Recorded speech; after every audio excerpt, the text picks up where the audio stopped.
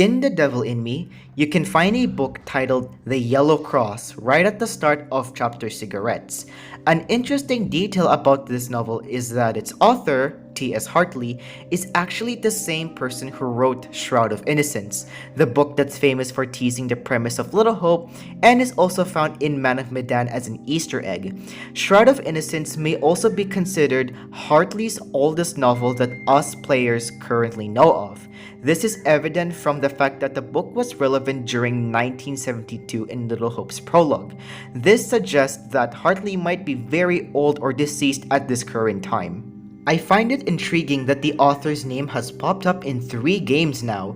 Could this mean that he will be an upcoming character just like how Kate Wilder was teased in an old magazine and Randolph in an old newspaper?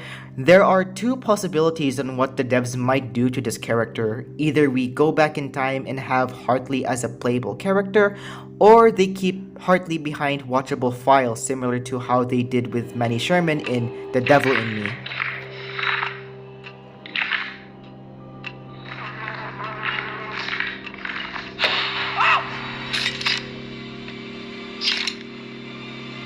Let's take a look at the synopsis that's written behind the book's cover. From what many people can agree on, the writings are based on the massacre at Béziers, as the word massacre and the town of Béziers, France were mentioned. Prominent figures and religious groups during the massacre were also mentioned. According to Hartley's novel and the wiki, both stated that the massacre happened on the 22nd of July, 12,009. Our mysterious author didn't exist at that time, obviously, so this book is likely an adaptation focusing on the lives of the citizens during the massacre. The story is about a surviving group of Cathar Perfecti trying to hide from the massacre that is under the influence of a tyrannical crusader known as Simon de Montfort. Very important detail later. The 2 Cathar practitioners, Father Escrivan and his friend Murray, must work together to come up with a desperate plan to escape. I don't know about you, but this sounds like prologue material to me. 2 people working together, fighting for their lives. Alright, let's have a history lesson. Simon de Montfort is not only a key character but a real nobleman that led many wars and crusades, especially this one that caused the massacre. The crusade was known as the Albigensian or Cathar Crusade. However, he isn't the one who initiated the crusade in the first place. In fact, the person who is in favor for the initiation was Pope Innocent III, aka Lothario de Conti di Segni, aka the head of the Catholic Church during that time and the most powerful.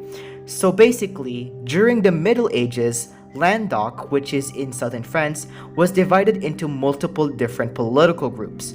We read that the Yellow Cross is centered around the Cathars versus the Catholic Church, so let's pivot on those 2 religious sects.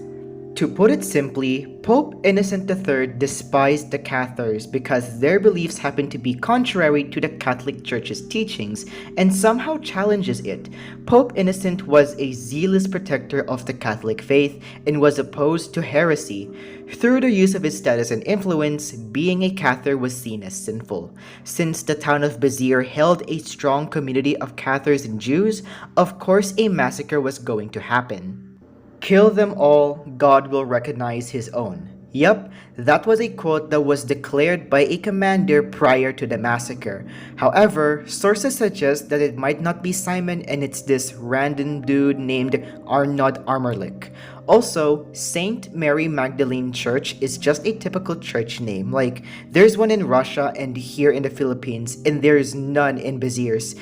Anything Saint Mary Magdalene that I can find in France is this cave. I think I'm getting sidetracked. Actually, let's go back to talking about Simon de Montfort.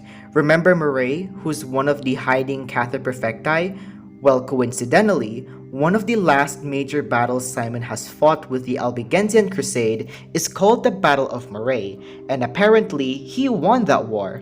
Does this foreshadow that Murray, our presumed prologue character, may not survive and will inevitably die?